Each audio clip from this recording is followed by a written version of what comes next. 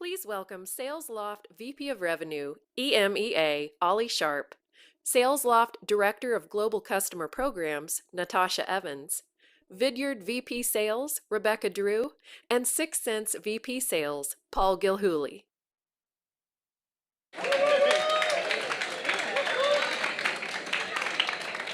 Good morning.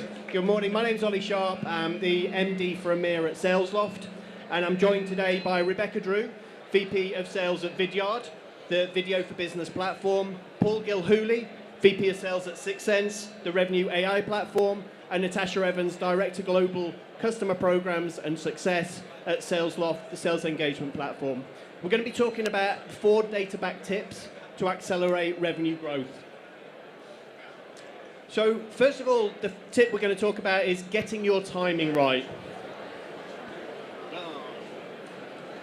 Sorry, too many sheets and stuff. Okay, so lots of studies have been done around this, and 78% of customers buy from the first company that comes back to them. We also know that those respond within the first 1 minute have 400% increase in response rates coming back to them. So it's really important to get the timing right for inbound and outbound.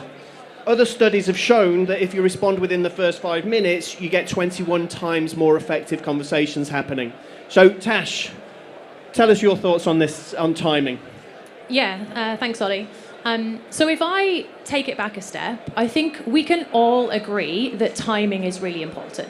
Like, we all know if you can engage with a buyer or a customer when you know that they have a high propensity to buy, that we are obviously more likely to convert them. It makes sense, right, when you say it out loud. But actually, from a customer success standpoint, when we're speaking with customers and companies, most of them haven't really thought about how to integrate this timing element into their sales strategy. So if we think about it from an outbound and an inbound perspective, like Ollie said, and we start with outbound, because arguably it is a little bit harder, let's face it, when you're outbounding to know when the right time is to engage with a buyer or a customer. And so really the way that I think about it are there 2 key things that you can be doing. And this is what we're speaking to our customers about every single day. You can leverage insights, data, technology to really understand when is the right time to engage with a person or a company based on what the data tells you and the market. Or you can build a process that allows you to execute multiple touch points over time to consistently stay top of mind so that you know when the right time is, you're more likely to get a bite. So outbound is arguably a lot harder, as I've said. Inbound, on the other hand, is so much easier, and it's such a quick win that really gets missed by a lot of companies that we're speaking to. Because if you think about it, you know that it's the right time because they've just told you. They've researched your company, they know that they have a pain, they've come inbound because they want to speak to you. And actually, you know, the data says you'd be surprised by how many companies really aren't capitalizing on that. So let's think through that for a second, and I've been there myself. You recognize that you want to speak to a company, you're coming inbound, and you don't immediately get a response. Maybe you get a response 5 hours later, or 3 days later, or 7 days later. It isn't the best experience for the prospective buyer because they don't necessarily feel like you care enough to respond quicker. So what I would encourage you guys to be thinking about is how can you leverage technology to have that quick response time, ideally less than 5 minutes as the data is showing us. How do you be responsive, but also go back with the right messaging? And I know that I'm sure, Paul, you've got some things to add here. Yeah, thanks, Natasha. You're absolutely right. Inbound is such an important health metric for any business. It's something you should be tracking, and if you're responding quickly, you'll yield really good results. However, we have a concept that says inbound is too late, right? Because while it's highly valuable, it's showing a real signal to purchase. They've engaged with your brand, they found you, they've been motivated to act, but something's been influenced them during that process. And if it's not been you, and that the inbound is somewhat of a surprise, are you best placed to take that business down?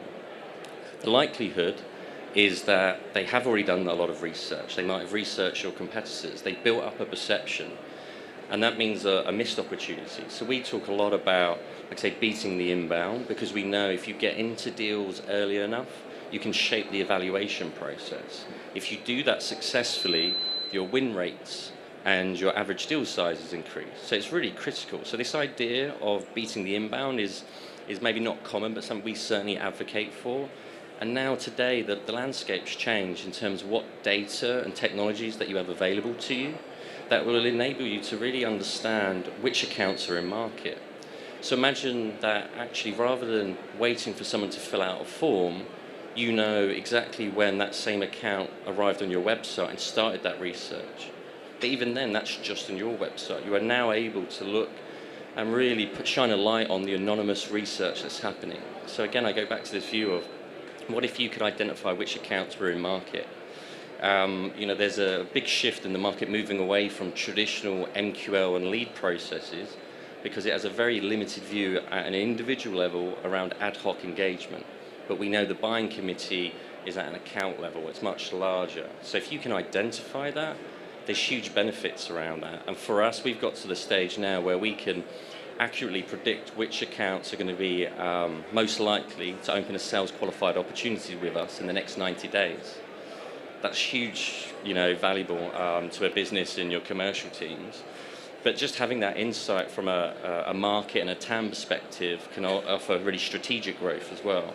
At 6 Sense, we were traditionally an enterprise purchase, but analysing this data enabled us to really see that there was a commercial segment, that there was more demand for us. And we've under 2 years, it went from a greenfield opportunity to our largest segment.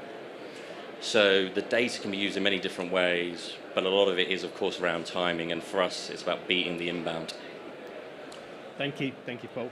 So next up is do your due diligence. Really important to do your research nowadays. Now, you've got to stand out. 5% of customers' time is spent with the rep during the process, so you don't actually get much time to impress them and add value. And a lot of the time, 25% of the sellers are asked to do a demo on the first call. It's not always the best because you haven't got enough from them. So how do we create enough value to stand out? Paul, let's start with you on this one. Yeah, again, for us, while there is such limited time with your buyer, for us, your opportunity to differentiate starts with your first outreach, right? Some of the things that we advocate, everything starts with your ICP, your ideal customer profile. You should be looking at firmographic, demographic, and technographic data in terms of really zoning in and prioritizing your effort and spend towards accounts that are most likely to convert. But once you do that, again, I go back to this, there's so much data available to us now to understand the behavior of an account. So for me, that really revolves around how can you be timely, so you're acting in the right moment, being relevant to your accounts, relevant to their current priorities. So for us, we collate data, both first-party and third-party data sources, so it gives us a holistic view of that account, and then we can understand what they've been researching, so we know what's important to them at that given moment. We then align those topics to a persona-based approach. So for us at 6 Sense, it's sales leaders, marketing leaders, and operation leaders, so RevOps and so on. The way we speak to those personas are very different, even though the topic or the area of interest could be the same. So we take that relevancy and those topics and the personas, and that then informs our outreach, the cadences that we use. We use Salesloft, and that's how we get that meeting. So we want to differentiate and be relevant straight away, so you get good response rates. Once you're in that meeting, what we try to do really is we use that, but then build more preparation around it. We want to come in with a perspective. So for us, we're trying to build a perspective around the common problems that we would solve for these personas and use that to qualify. So for us at 6 Sense, it's all about your TAM. So we help customers either with pipeline creation or pipeline prioritization. So the size of your TAM will indicate what problems that typically will solve for you.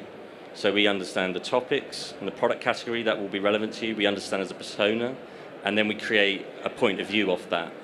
So regardless of your products and your process, they're the things that we think are really important in terms of due diligence.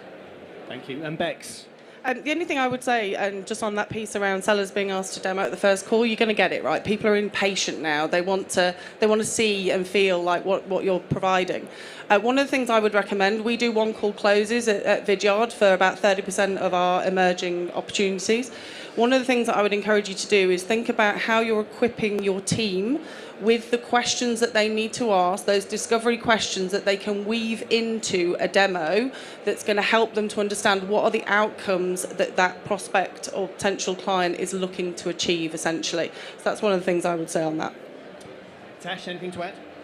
Yeah, I'll add one thing. I think oftentimes due diligence, discovery, research, creating perspectives is really thought about as part of the sales process and not really necessarily thought about post-sales once you have a customer on board. And I think don't underestimate the value for a CS team or an account management team of continuously researching your customers, continuously doing discovery and coming up with perspectives, because that's really how you understand your customer. That's really how you partner and you bring the right proactive recommendations to them that's going to impact on their business goals. And ultimately, you know, we're here today to talk about accelerating growth. That will be something that unlocks growth within your existing customer base as well. Thank you. Okay, be human. I think we all get spammed enough to know that we don't respond to things that we know aren't meant for us. So it's about how we stand out. One stat that we do know about is that going from 0 personalization to 25% personalization, you see nearly 400% increase in your reply rates. So a huge difference by doing that. I think, 300, just over 300, sorry. And so what we've got to do is make sure that they know it's a human reaching out to them. So Bex, over to you on this one first, about being human. Absolutely. So to give you some ideas around stats, so HubSpot did a study where they looked at the number of sales emails that are being sent out. Okay, and in the last 2 years, so since the beginning of the pandemic, sales emails have doubled. Okay, so your buyers are receiving twice as many sales emails as they were 2.5 years ago. That's a lot of noise out there in the marketplace, right? And unsurprisingly, response rates have gone down by about 37%. So what you need to do is make sure that you're standing out from that crowd and being human. Like, we are in a hybrid environment now where, you know, there's a lot of virtual selling still happening. It's great to see everyone in person here for this event, but, you know, a lot of it is going to be virtual. So it's about how do you over-index on building those relationships, because, you know, sales, people will buy from people. You know, that I think will be true forever. So it's about how do you really stand out? How do you kind of come across as being that authentic human? And video is one way to do that in a really effective way. Tash? Yeah, I mean, naturally, very much agree with what Bex has said. And, you know, we spend our day speaking to customers about this. How to be more personalized, how to be more relevant, and how that boosts your response rates. Some of the pushback that we're getting, and quite rightly, is how do you balance that with the need for reps to hit activity, to cover your market? I think the balancing of personalization, whether it be through your content, the kinds of things you suggest using video, balancing that with scale is really where technology can be your best friend. And I think those sales teams, those organizations that find that lovely balance between personalization and being relevant and still hitting all of their market will be the ones that win. Cool. Thank you very much. So, fourth and final tip, we're getting there. So, layer your tech strategically. Sorry. Okay, so, typical tech stack. Most companies average 80 applications across marketing and sales, and 67% use between 4 and 10 digital sales tools. So this becomes a problem. We started using technology to make sure that we're adding value to the rep. By having so much tech, it's not adding value anymore if they're using too much tech. So Tash, let's start with you. I love that I can see that this one has already hit home, like a few nods and shakes of the head on the front row. And I'm sure we can all agree, I don't want to be using 80 different technologies across sales and marketing. And I'm sure you guys don't, and you don't want your teams to be doing that either. It's not the most efficient use of our time. I also know that it's really easy to get sucked in by a fantastic demo, whether that be by a snazzy product that's got a great little feature or by a really good salesperson. It's really easy to see that and see how it might be solving a little pain point for your business, and to get drawn in and to get your tech stack built up. I think what we're speaking to our customers about, and the tip that I would provide here, is take a step back and think about, as a business, agreeing as a leadership team, what are your core business priorities and your core business pain points? And using that as your North Star when it comes to evaluating any new technologies or evaluating your existing tech stack. And I think once you've done that and you know the top priorities or the top pains that you're looking to solve, you can then be smart about who you evaluate. Can some of these technologies, or can any of the technologies in your existing tech stack solve more than one problem for you? Because we then know it makes it a lot easier for the teams to use when they've got fewer technologies they've got to learn and you've got to enable them on. It means that from a cost perspective, it usually makes a lot more sense for your business. But also, if anybody works in ops, it means that you guys aren't having to spend your time negotiating 80 different contracts and speaking to 80 different customer success teams and going through all the renewals. So that would be the second thing I would think about. How can you find technologies once you know your priorities that can solve more than one problem? And then the third thing that I would advise here, and naturally I'm biased because I'm in a customer success role, is when you're evaluating a potential technology, look for the partners. Look for the ones who care about the business problems that you're trying to solve and will proactively help you figure out plans to get there based on how you can leverage that technology. Because they're the ones that are really going to make a difference to your business, that will help you maximize any investment you have made in a technology and ultimately meet those business objectives. Great points. Thank you. Bex? So I see this all too often. I've been in sales for 20 plus years and leading teams for 10 years. There's just so many things out there, but there are two things for me that are so important. One is whenever you're evaluating technology, think about how does it integrate with your existing tech stack? How is this going to make your process and your team's life easier, basically, because that's when they're going to use it. The second piece that so many people just don't do enough of is around the enablement. So you buy something, it's like, great, this is going to be the silver bullet, this is going to change my world, but they don't do enough enablement around it. So it's so important, critical, that you actually explain to the team the reason why you're buying this piece of technology, what it's going to do for the business, and importantly, what are the outcomes that you're looking to drive as a result of putting this into place. There are a couple of things for me. Paul, anything to add? I'd echo a lot of what's been shared, to be honest. I think prioritization around strategic business goals is a common one.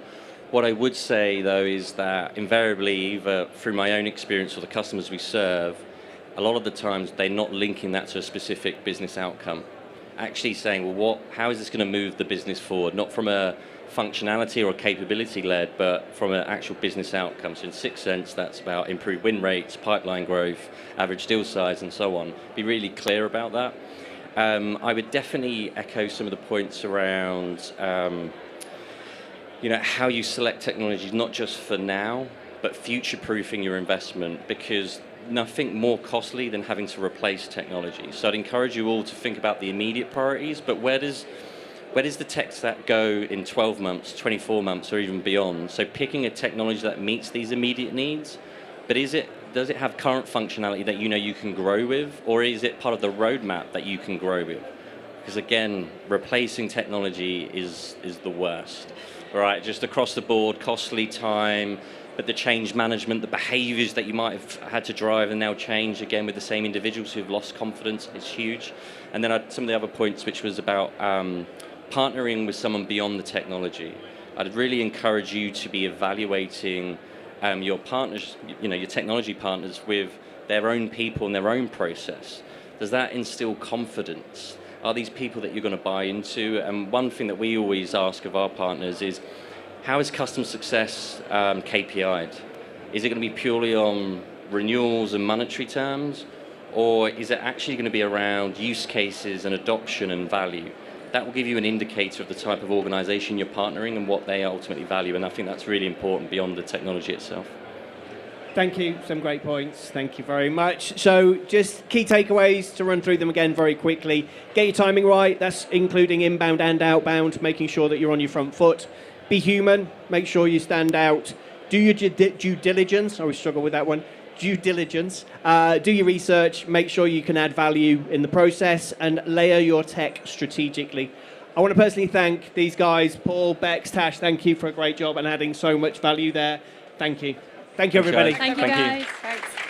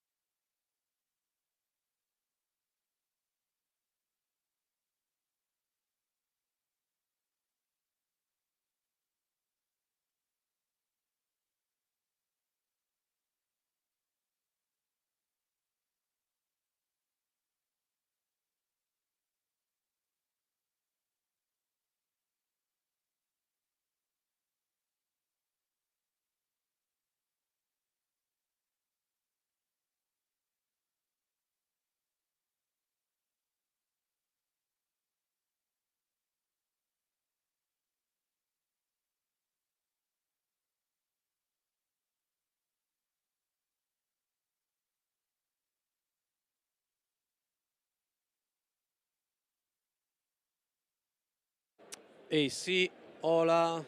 1, 2, 3, 4, 5, 6, 7, 8. 1, 1, A, A. Està bé? Ara sí, no? Mira, estic així, Rafa.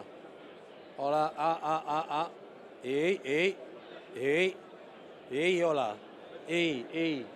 1, 2, hola, hola. 1, 2, 3, 4. Sí, ei. Què passa?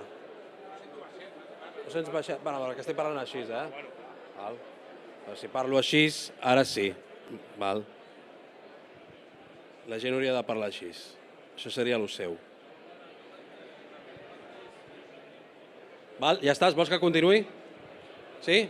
Hola, ei, 1, 2, 3, 4, 5, 6, 7, 8, 9, 10, 11, 12, 13, 14, 15, 16, 17, 18, 19, 20, 21, 22, 23, 24, 25, 27, 28.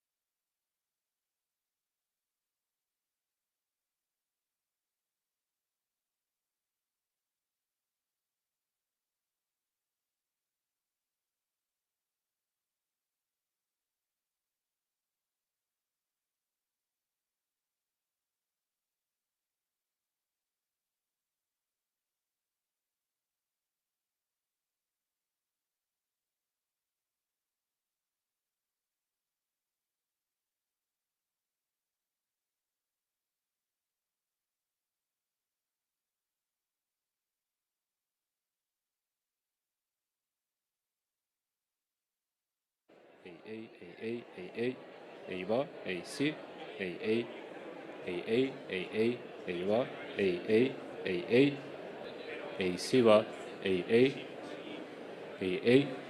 ei, si va. Prova de so, ei, si, va, ei,